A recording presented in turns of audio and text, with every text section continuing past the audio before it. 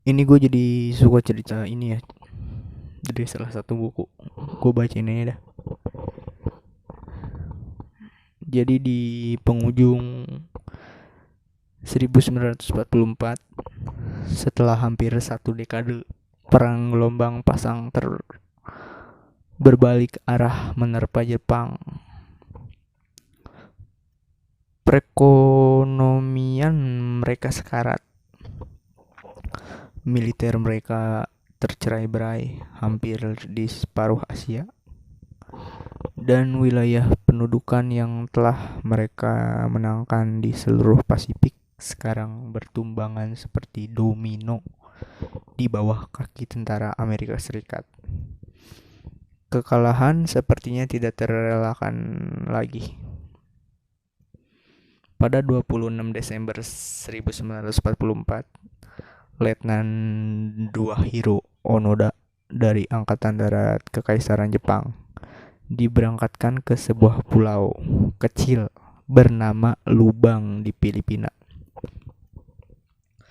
Diperintahkan untuk sedapat mungkin memperlambat gerak Amerika Serikat untuk bangkit dan melawan apapun taruhannya. Dan untuk tidak pernah menyerah, baik dia komandannya tahu tempe, tahu bahwa pada intinya ini adalah sebuah misi bunuh diri. Kemudian pada Februari 1945, kita merdeka ya, Indonesia Raya. Tentara Amerika mendarat di Lubang dan mengambil alih pulau dan kekuatan militer yang begitu besar. Hanya dalam beberapa hari, sebagian besar tentara Jepang entah menyerah atau terbunuh. Namun Onoda dan 3 orang di pasukannya berhasil bersembunyi di pedalaman hutan. Bayangin ya, dari sana mereka memulai sebuah gerakan perang gerilya melawan tentara Amerika Serikat dan penduduk setempat. Menyerang jalur pasokan, menembaki tentara Amerika Serikat yang terpisah, dan mengusik kekuatan pasukan Amerika Serikat dengan cara apapun yang mereka bisa. Oke. Pada Agustus di tahun yang sama, setengah tahun kemudian, Amerika Serikat menjatuhkan bom atom ke kota Hiroshima. Nah, mungkin kalian udah pernah dengar lah cerita inilah. Dan Nagasaki. Jepang menyerah. Dan perang paling mematikan dalam sejarah manusia menemui akhir yang dramatis. Bagaimanapun juga, ribuan tentara Jepang masih terpencar di kepulauan Pasifik, dan sebagian besar, seperti Onoda, bersembunyi di hutan dan tidak menyadari kalau perang telah usai. Para pejuang yang masih bertahan ini terus berperang dan menjarah seperti sebelumnya. Ini merupakan masalah yang serius dalam upaya membangun kembali Asia Timur pasca perang. Dan pemerintah dari setiap negara sepakat bahwa suatu tindakan harus diambil. Militer Amerika Serikat selaras dengan pemerintah Jepang menjatuhkan ribuan selebaran di seluruh wilayah Pasifik, mengumumkan bahwa perang sudah berakhir dan sudah saatnya semua kembali ke rumah. Nah, Onoda dan orang-orangnya seperti banyak lainnya mendapatkan dan membaca selebaran tersebut. Tapi tidak seperti kebanyakan orang, Onoda berpendapat bahwa selebaran itu palsu. Kayak ting-ting, sebuah perangkap yang dibuat oleh tentara Amerika agar pejuang gerilya keluar dari sarangnya. Onoda membakar selebaran tersebut.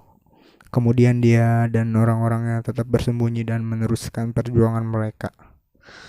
Lalu 5 tahun kemudian, setelah 5 tahun berlalu, selebaran sudah lama dihentikan, dan sebagian besar tentara Amerika telah lama pulang, penduduk asli Pulau Lubang berusaha kembali menjalani aktivitas normal mereka.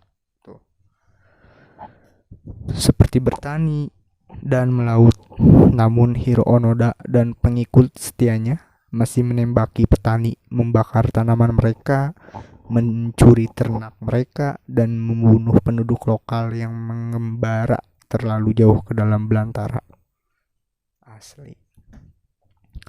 Pemerintah Filipina membuat selebaran baru dan menyebarkan ke seluruh penjuru hutan. Keluarlah, kata mereka. Perang sudah berakhir, kamu kalah. Tapi ini juga diabaikan. Tahun 1952, pemerintah Jepang mengambil langkah terakhir untuk menarik para prajurit yang masih bersembunyi di seluruh Pasifik.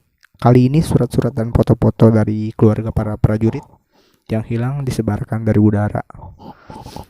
Berikut sepucuk pesan pribadi dari kaisar sendiri. Sekali lagi, Onoda menolak untuk mempercayai kebenaran informasi tersebut. Sekali lagi, dia yakin bahwa itu hanya tipuan Amerika. Sekali lagi, dia dan orang-orangnya bangkit dan melanjutkan perjuangan.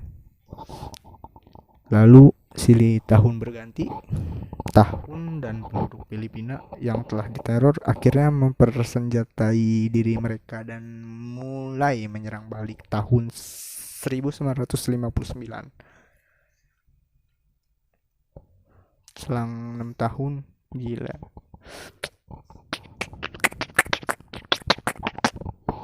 Salah satu pengikut Onoda menyerahkan diri dan seorang lain terbunuh. Dan satu dekade berikutnya, orang kepercayaan Onoda terakhir bernama Kojuka ditembak mati polisi setempat saat membakar sawah sembari masih mengobarkan peperangan melawan penduduk setempat. Setelah tepat seperempat abad penuh Perang Dunia II berakhir, Onoda setelah menghabiskan lebih dari separuh hidupnya di hutan lubang, kini sendirian. Tahun 1972, kabar matinya Kojuka berembus sampai ke Jepang dan menimbulkan suatu kegaduhan. Orang-orang Jepang mengira sisa-sisa prajurit terakhir telah pulang dari perang beberapa tahun sebelumnya. Media Jepang mulai berspekulasi jika Kojuka masih berada di lubang hingga 1972. Kemungkinan Onoda sendiri, pejuang legendaris Jepang dari Perang Dunia II, mungkin masih hidup juga. Tahun itu baik pemerintah Jepang dan Filipina mengirimkan tim pencari untuk menemukan Letnan II yang masih menjadi teka-teki, separuh mitos, separuh pahlawan, dan separuh hantu. Mereka gagal menemukannya.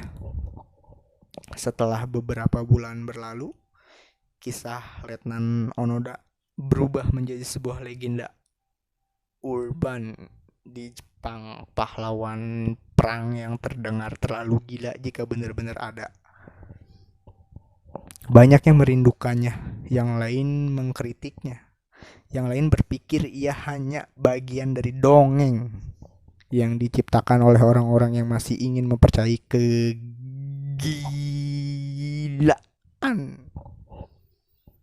Gila Jepang di masa perang yang telah lama menghilang.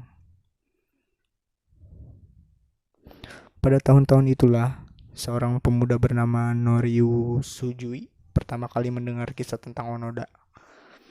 Suzuki adalah seorang petualang, penjelajah, dan sedikit berjiwa hippie. Dilahirkan semasa perang usai, dia putus sekolah dan menghabiskan 4 tahun menumpang kendaraan berkelana menjelajahi Asia, Timur Tengah, dan Pasifik. Begitu juga Afrika.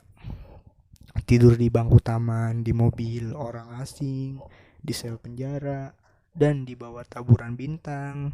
Dia makan dengan upah bekerja di ladang pertanian dan mendonorkan darahnya demi tempat untuk bermalam. Dia adalah jiwa yang bebas dan mungkin agak sinting. Pada 1972, Suzuki membutuhkan petualangan lainnya. Sepulangnya ke Jepang, dia mendapati suatu norma budaya yang kaku serta hierarki masyarakat yang mencekik. Dia membenci sekolah, dia tidak betah bekerja, dia ingin kembali ke jalanan, kembali menyendiri. Bagi Suzuki, legenda Hiro Onoda menjadi jawaban atas masalahnya. Mengejar Onoda akan menjadi petualangan yang baru sekaligus hebat. Suzuki percaya bahwa ia akan menjadi orang pertama yang mampu menemukan Onoda. Pasti tim pencari yang digawangi pemerintah Jepang, Filipina, dan Amerika belum mampu menemukan Onoda. Polisi setempat telah mengobrak-ngabrik rimba hampir selama 30 tahun tanpa hasil. Ribuan serbaran tidak pernah mendapat tanggapan, tapi bodoh amat. Si pemuda hifi dan putus kuliah ini akan menjadi orang pertama yang menemukannya. Tanpa diperlengkapi dengan senjata dan pelatihan pengintaian atau pengetahuan perang taktis sedikit pun. Suzuki pergi ke lubang dan mulai mengembara menjelajahi rimba sendirian. Strateginya meneriakkan nama Onoda sekeras mungkin dan mengatakan kepadanya bahwa kaisar mencemaskan dirinya. Dia menemukan Onoda dalam 4 hari. Bayangkan, Suzuki tinggal bersama Onoda di rimba selama beberapa lama. Onoda hidup sendirian lebih dari setahun, dan begitu ditemukan oleh Suzuki, dia menyambut baik dan sangat ingin tahu dengan apa yang telah terjadi di dunia luar. Dari seorang narasumber Jepang yang dapat dipercaya, dua pria ini kemudian menjadi semacam teman baik. Suzuki bertanya kepada Onoda mengapa dia tetap bertahan dan berperang. Onoda menjawab alasannya sederhana, dia telah diberi perintah untuk jangan menyerah. Jadi dia pun bertahan hampir selama 30 tahun. Dia hanya mengikuti sebuah perintah. Sesederhana itu, Onoda kemudian bertanya kepada Suzuki mengapa seorang bocah hippie seperti dirinya datang untuk mencarinya. Suzuki menjawab bahwa dia meninggalkan Jepang untuk mencari 3 hal: Letnan, Onoda, Panda, dan Yeti dengan urutan sama persis. Hippie. Agak bingung juga. Dua pria telah dipertemukan dalam situasi yang paling ganjil. Dua petualang yang bertekad baja mengejar visi kemenangan palsu seperti Don Quixote dan Sancho Panza, versi Jepang dan di kehidupan nyata. Terjebak bersama di rimba Filipina yang lembab, keduanya membayangkan diri mereka sebagai pahlawan, meskipun keduanya menyendiri tanpa melakukan apapun. Onoda telah mendedikasikan hampir seluruh hidupnya untuk sebuah perang melawan hantu. Suzuki demikian juga. Setelah menemukan Hiro Onoda dan Panda, dia meninggal beberapa tahun berikutnya di pegunungan Himalaya dalam misi pencarian Yeti. Manusia sering memilih untuk membaktikan porsi besar hidup mereka demi alasan-alasan tampaknya tidak berfaedah atau merusak secara sekilas. Alasan tersebut tanpa tidak masuk akal. Sulit membayangkan bagaimana Onoda bisa kerasan di pulau itu selama 30 tahun, bertahan hidup dengan makan serangga dan hewan pengerat, tidur di tanah, membunuh penduduk dekade demi dekade, atau mengapa Suzuki nekat berjalan kaki menyongsong kematiannya sendiri, tanpa uang, tanpa teman, dan tanpa tujuan selain mengejar Yeti hayalan. Di suatu kesempatan dalam kehidupannya, Onoda mengatakan bahwa dia tidak menyesali satu hal pun. Dia mengklaim bahwa dia bangga akan pilihannya dan waktu yang dihabiskan di lubang. Dia menyatakan bahwa merupakan sebuah kehormatan untuk membaktikan hidupnya dalam porsi yang cukup besar demi sebuah kekaisaran yang tidak eksis.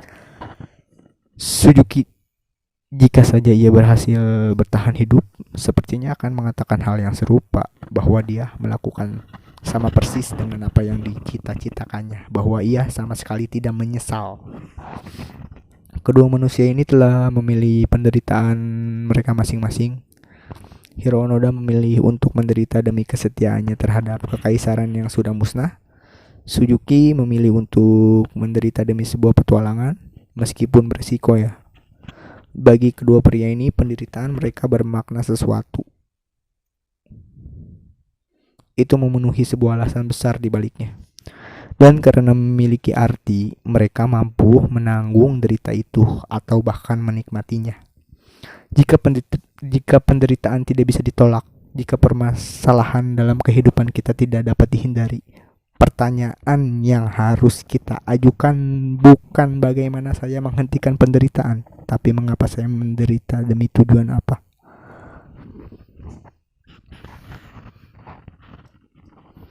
Hiro Onoda kembali ke Jepang pada 1974 dan menjadi semacam selebriti di kampung halamannya. Dia mondar-mandir di berbagai acara talk show dan stasiun radio. Para politisi berebut menjabat tangannya. Dia meluncurkan sebuah buku dan bahkan ditawari uang dalam jumlah yang cukup besar oleh pemerintah. Namun apa yang ditemuinya saat kembali ke Jepang membuatnya bergidik. Sebuah budaya konsumtif, kapitalis, dan dangkal yang telah kehilangan semua tradisi kehormatan dan pengorbanan yang telah membesarkan generasinya. Onoda berusaha memanfaatkan posisinya yang mendadak terkenal untuk menegakkan nilai-nilai tradisional Jepang. Namun dia ibarat suara sumbang bagi masyarakat modern ini. Dia lebih dipandang sebagai sebuah objek pameran ketimbang seorang budayawan yang mumpuni, seorang pria Jepang yang baru saja keluar dari sebuah kapsul waktu yang membuat orang tercengang, seperti sebuah pusaka di dalam museum. Parah ya. Dan yang menjadi ironi di atas semua ironi adalah kini Onoda menjadi jauh lebih tertekan ketimbang saat masih berada di hutan selama bertahun-tahun. Setidaknya selama di hutan hidupnya dibaktikan untuk sesuatu bermakna sesuatu. Itu membuatnya mampu menanggung penderitaan, bahkan semacam menginginkannya. Namun sekembalinya ke Jepang, yang dalam pandangannya menjadi sebuah bangsa yang kosong, yang dipenuhi dengan kaum hippies, dan wanita berpakaian longgar seperti bangsa barat, dia disuguhi kebenaran yang tidak dapat dielakkan, bahwa perjuangannya sama sekali sia-sia. Jepang yang telah ia hidupi dan ia perjuangkan selama itu tidak lagi ada, dan beban dari kenyataan ini telah menembus tubuh yang tidak pernah tersentuh peluru satupun itu. Karena penderitaannya tidak berarti apapun, tiba-tiba semua menjadi nyata dan terungkap. 30 tahun terbuang percuma. Dan demikianlah pada 1980 Onoda berkemas dan pindah ke Brazil, tempat terakhir sebelum berpulang. Krik krik krik krik krik krik krik krik krik. Terima kasih krik. Baca ini krik.